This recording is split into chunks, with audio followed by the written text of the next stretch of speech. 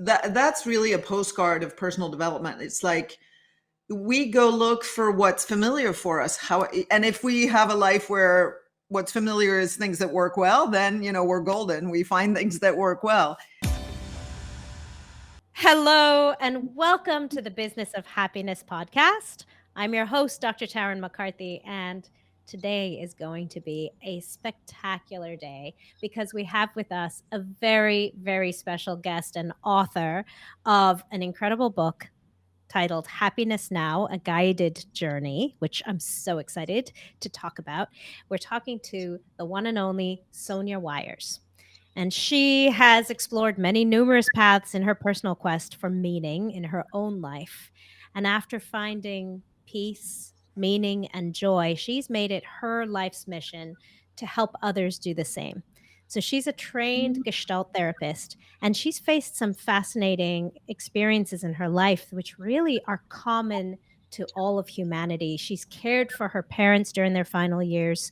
She has helped so many other family members in their transitioning. And she's going to share with us today some of her insights in terms of happiness in this human experience. Welcome today, Sonia Weyers. Welcome, Sonia. Thank you so much, Tarryn, for this wonderful introduction. I'm so excited to have you here. And I'm so honored that you're joining us today because I know that you've just come through quite a bit in your own family. You've had some very close family members recently pass. And I'm just grateful to you for making the time today to join us on the podcast.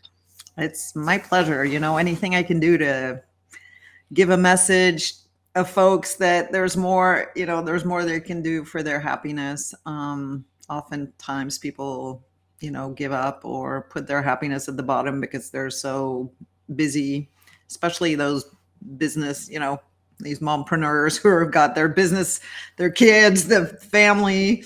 So I'm here to help people put their happiness back to the top of their list and, give them some stories to inspire them and a couple of tips when I can. Thank you. So, I think this is a great place to start when you want to incorporate more happiness in your life, when you're looking for resources and tools of how to do that, and then life happens. We have tragedy, we have hurt, we have circumstances outside of our control that impact us and create negative emotion.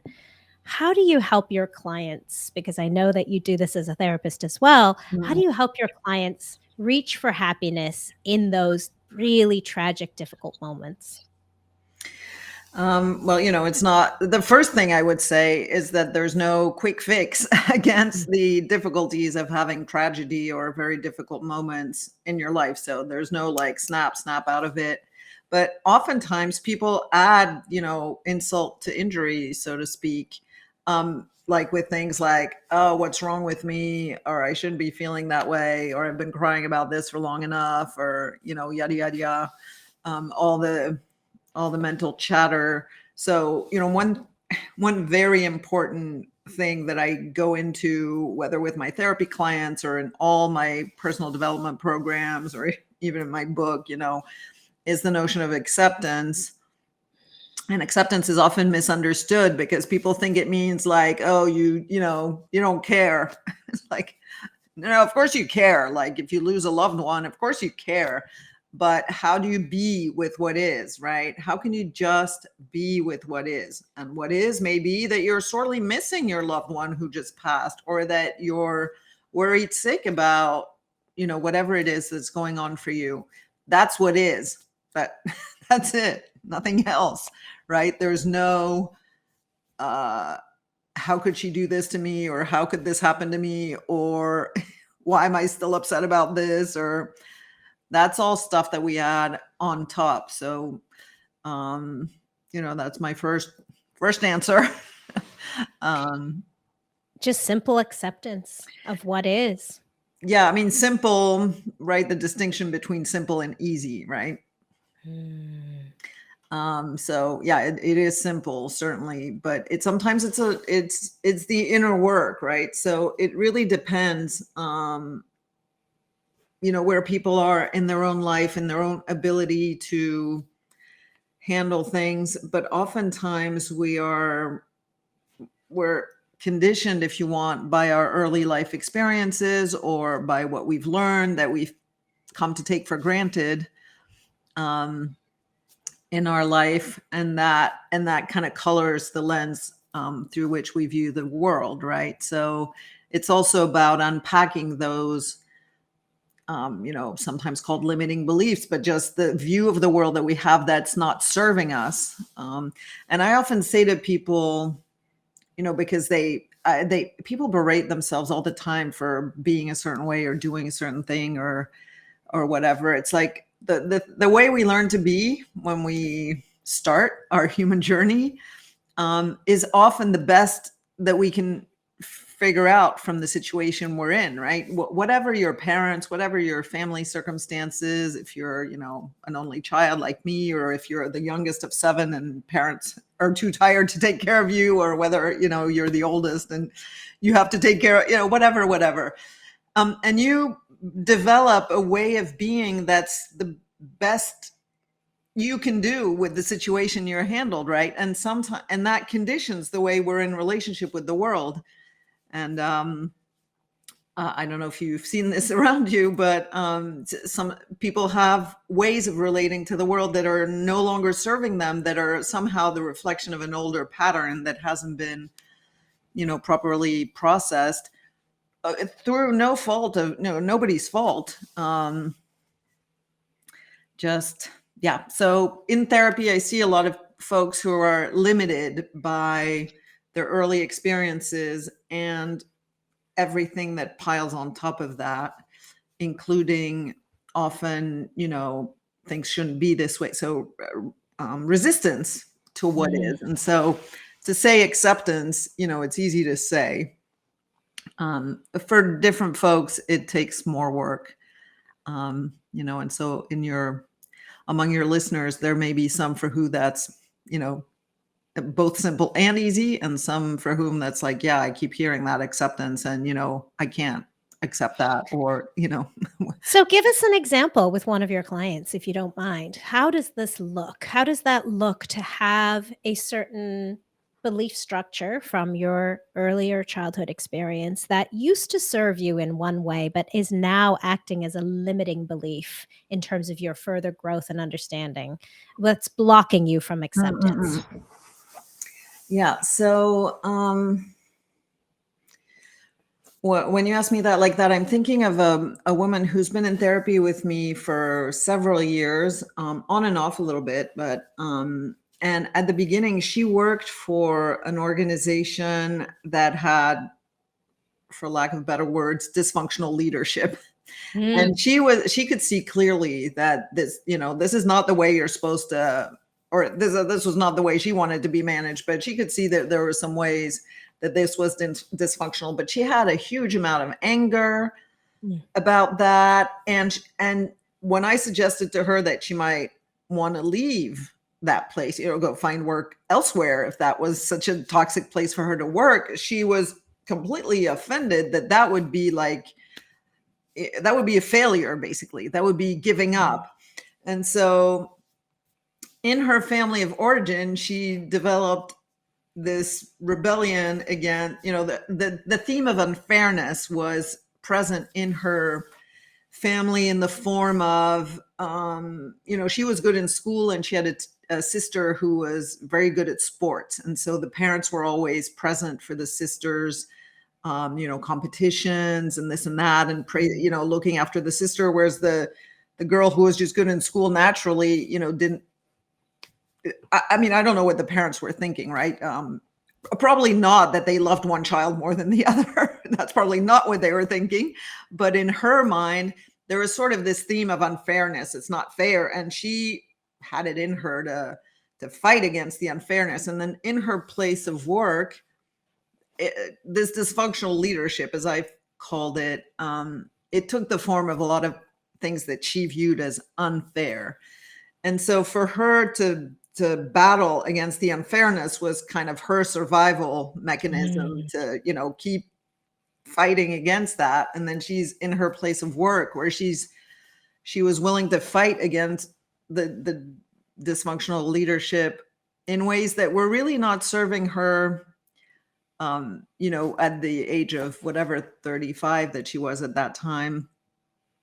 So anyway, we continued to work together, and she finally got it, what I was saying, that it was to, protect her, to not keep subjecting her to this. And, now she's worked in one other place, and now she's changed jobs again because, and then she's finding herself, much more at peace, much more able to make good choices for herself. So where was the acceptance part of it that came in for her? So for her, it was coming to terms with the fact that it was unfair. Yeah.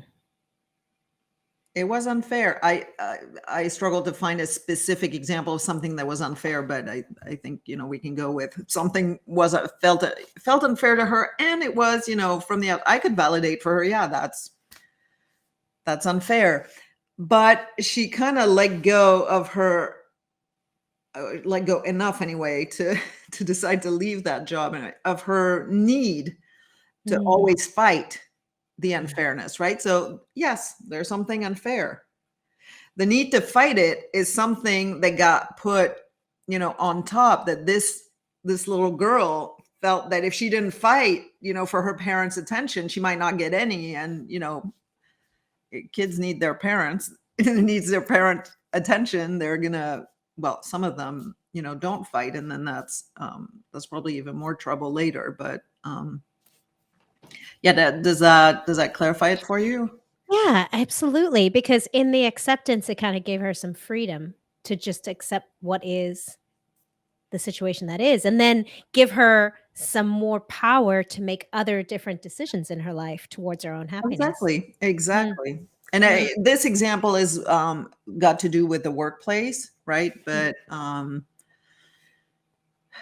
some, in my own life, I had a very difficult relationship with my mother that left me, I understand now in hindsight that my mom loved me the way she was able to, but I somehow was left feeling that I couldn't be loved. And that was my view of the world. And lo and behold, I fell in love with a man who couldn't really love me the way I wanted to be loved. Go figure. That's really a postcard of personal development. It's like we go look for what's familiar for us.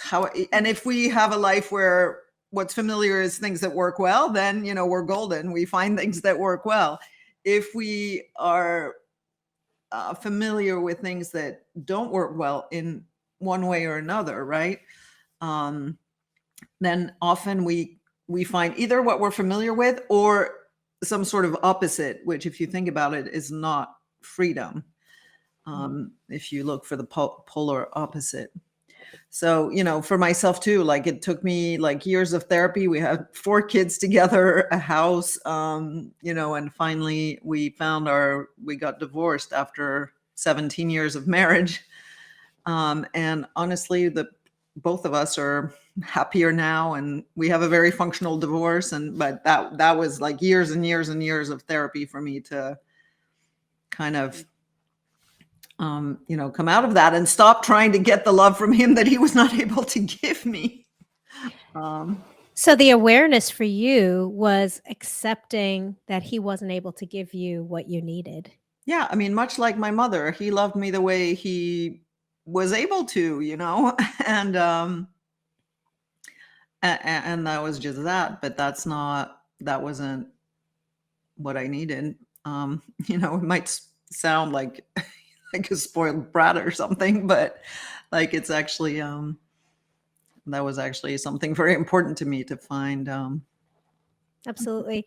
It's so fascinating because I think the misconception is that when we just offer acceptance for what is, that it is defeating, that Mhm. it's limiting, that accepting something is giving up the hope that it could be any different. Exactly. And what you're sharing with us here is the power in acceptance is also freeing yourself of the hope that it could be any different.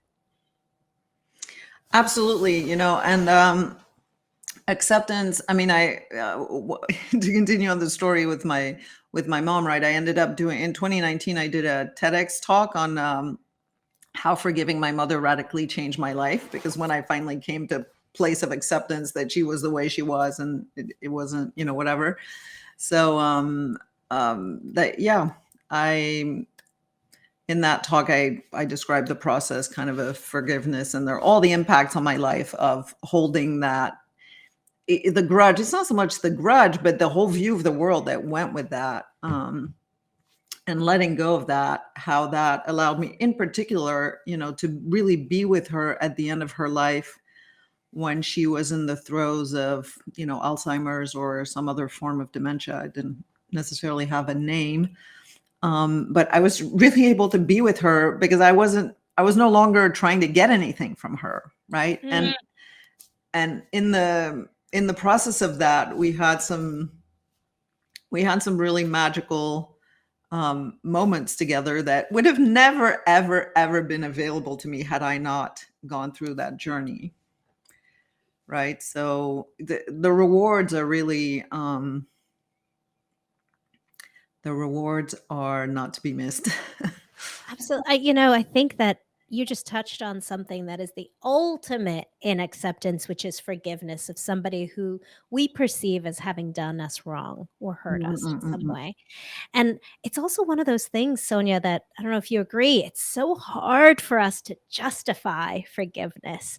And what you're sharing with us here is that it's actually a path to happiness, and that's the justification.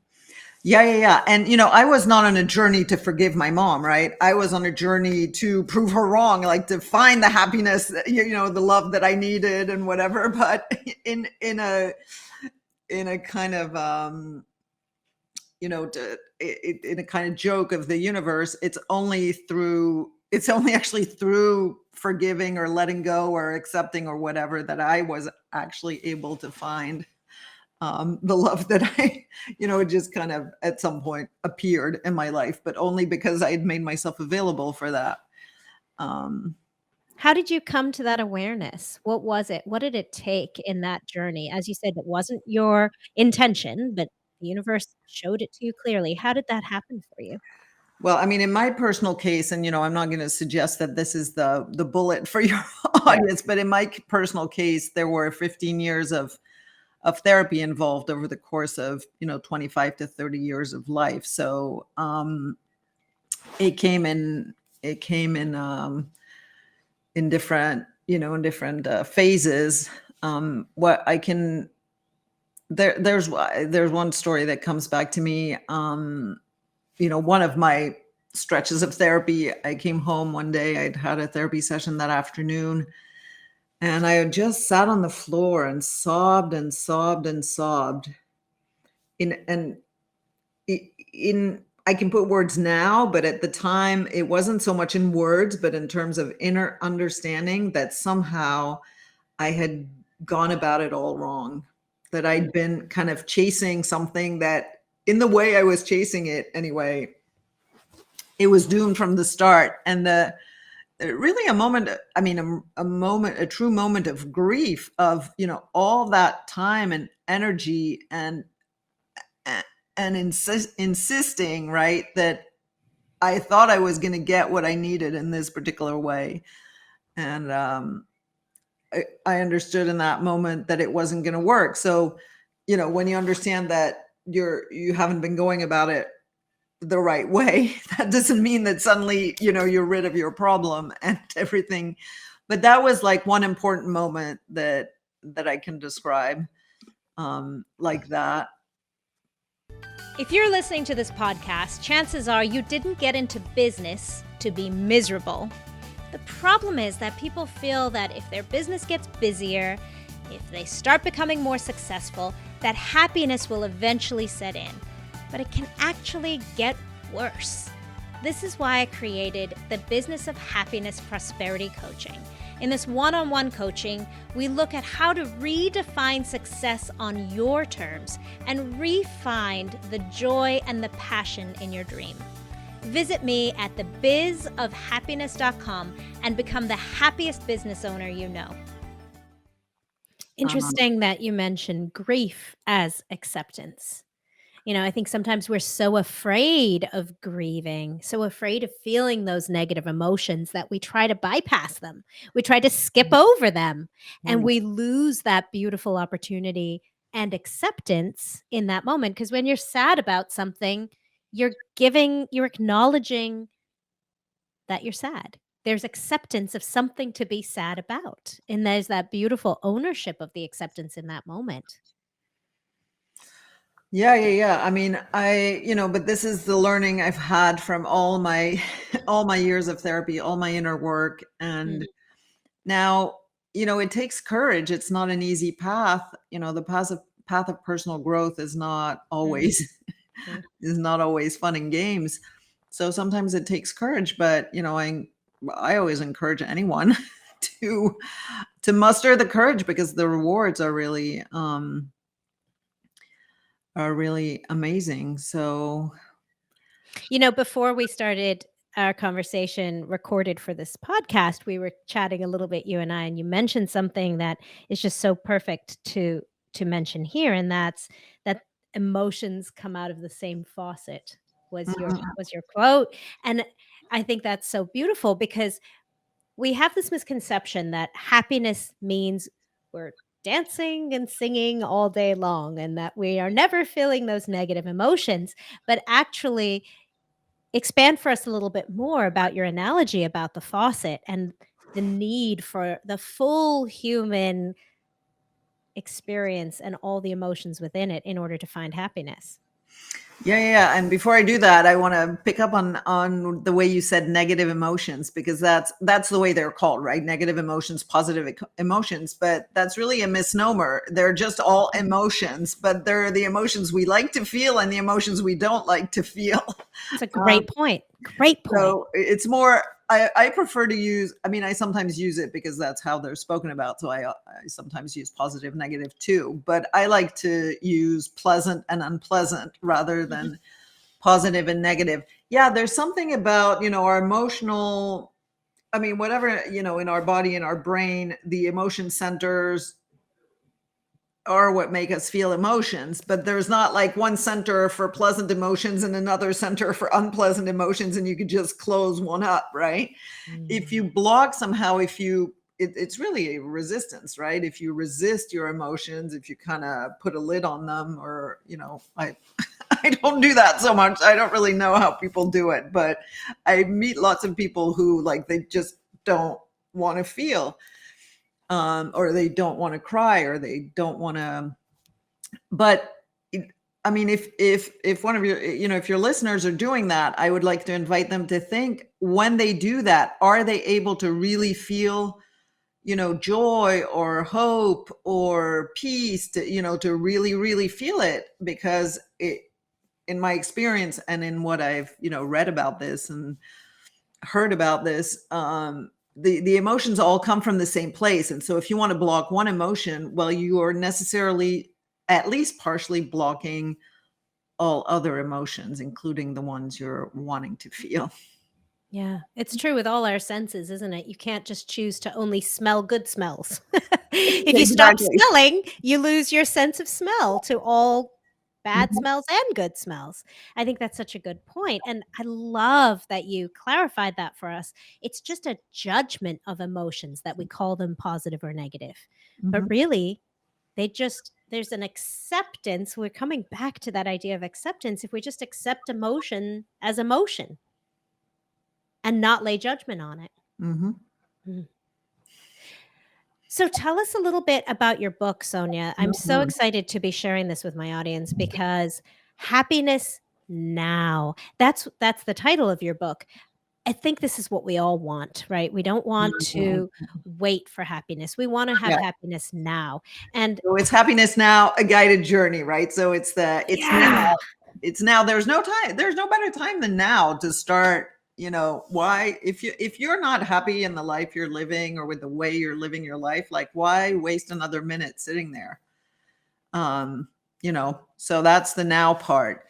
And then depending on what what people are struggling with. It might take, the path of personal development can go kind of down before it can get harder before it gets better sometimes. So that's a disclaimer. Just, if you decide to start really looking, like the story I was describing about, sobbing and sobbing and sobbing, like, my much better life on the other end of all that. But sometimes it's a struggle. So this book, I'll tell you a little bit about how this book is structured for you to help you, right? So the first part is really about mindset. The different 5 different elements of mindset that you can apply actually to anything you do in your life. But in particular, if you want to change something in your life, you might want to know why you're doing it. You might make a plan for what you're going to do when the going gets rough, for perseverance. And so anyway, I explore a few things. It's really, this book, I've gotten a lot of feedback that this book is more like a coach than like a book, that I try to ask some thought-provoking questions and to really guide the reader to take ownership of this journey. So the first part's about mindset. The second part is really the meaty, part. It's about 4 areas of focus. This is how I've divided it. So one is your physical health. I'm not a doctor. I don't, claim to be one, but I've explored a lot about, what it looks like to take care of your health. So I share some of the things I've learned. Obviously, if people have medical conditions, they should refer to their doctor. So physical health, emotional health. Now that's, more my expertise. Inside emotional health, there's a good bit about, what's now called the science of happiness, which is the field of positive psychology, which doesn't help us with the judgment, right? The positive, negative. But the field of positive psychology, if I can make just an aside, is the branch of psychology that started now maybe 25 years ago, 30 years ago. Because historically, psychology was interested in, how to help people who were feeling bad in different ways, right? Or who had mental issues. And then at some point, some psychologists started wondering about, well, what are the conditions that help people, flourish? If I make it, I simplify it like that. It's a bit of a simplification, but it's... So that's the field of positive psychology. And that from there come all the recommendations to, practice gratitude, forgiveness, all of that. So there's a snippet about all that in the emotional health. Then there's a inside part 2, there's a chapter on relationships. Because as humans, we are, inherently relational. And so many people have issues in relationships, either in their family of origin or in their current family or at work or in their neighborhood. And that really puts a damper on your happiness. So maybe this, the Harvard study of what makes a good life. It's called the happiness study sometimes. But so they took some Harvard sophomore, I think, and some inner city youth, non-delinquent inner city youth, and they followed them for years and years and years. And then they started interviewing, the spouses, and then the kids first, and then the spouses, who thought it was about time. And the conclusion of this study is happiness is love, full stop, right? Turns out we need one another. Mm-hmm. We need one another. And I guess I was onto something in all my years of happiness, that I wanted to find the love that I needed. But so, yeah, we need one another. And really it doesn't.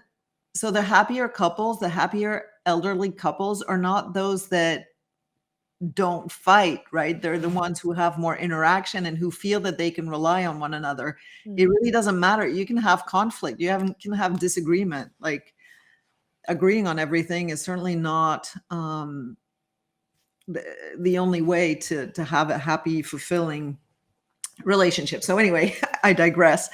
Relationships. And then the 4th chapter of part 2 is about spirituality and meaning. So I don't have particularly religion, or I'm not a very spiritual person. So it's a spirituality light. But spirituality, I think it's good to have a beginner's mindset for that anyway. So whether people are already practicing or whether they're not, I think they can get something out of revisiting, the idea of being connected to more than just ourselves. And so that's part 2, areas of focus: physical health, emotional health, relationships, spirituality, and meaning. And then in part 3, I have 23 activities, I think, most of which can be done in less than 15 minutes. So like morning routine, evening routine, a gratitude practice, a forgiveness practice, just, 23 activities. So, and really, I want people to, my intention when people pick up this book is that they'll really look at their mindset, like how can they increase their chances of being successful? Really, it's not about evaluating your mindset, it's how to create the mindset that will allow you to get where you're trying to get. And then explore, like in those areas of focus, explore how maybe you're not taking care of your health enough, and that's you're feeling low energy, and then you're not very happy because you can't get anything done, and really it's because you're eating too much sugar. I'm just making that up, but maybe that's where it lies. Maybe it's in your emotional life. Maybe it's your relationships that need help. Maybe it's by meditating in the morning. I don't know what people need, but I'm trying to help them to know what they need. And then the 20 activities are for them to try stuff. What has been the single most impactful activity in your life to change your happiness? I would say at this point, I've it's kind of a series of things. So for the last 6 years or so, I've been doing my own version of the Miracle Morning, the Hal Elrod Miracle Morning. So I do a morning routine where I do some meditation, some affirmation, I do some stuff in the morning. It's not so important what I do. It's important that, people find what works for them. So morning routine, I make sure I get my workouts. I understood like years and years ago that my workouts are actually the center, the cornerstone of my balance, my inner balance. And then I make sure that I have some meaningful social interactions. So those are kind of the 3 things, the 3-legged stool that I sit on to happiness. So to find happiness for me, it's really the mix. It's the subtitle of my book, right? It's I don't know if people can see, but I'll read it. Unleash motivation and take action to experience greater peace, meaning, and joy. So happiness sometimes is often, equated with joy. And honestly, for me, happiness is much more on the side of peace. Like just feeling at peace with, feeling tranquility on the inside, right? That's probably my favorite place to sit, rather than being, ecstatic and joy. That's a bit of excitement. It's, I like it, quieter. Maybe you like to giggle, it doesn't matter.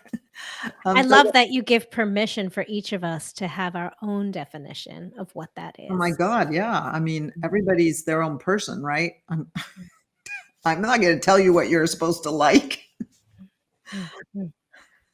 And there's a certain strength in the acceptance of it as well, if you agree with me, because I think sometimes we tell ourselves we need to be different. Like I need to be more like her. I need to giggle more. What's wrong with me? I'm not giggling enough,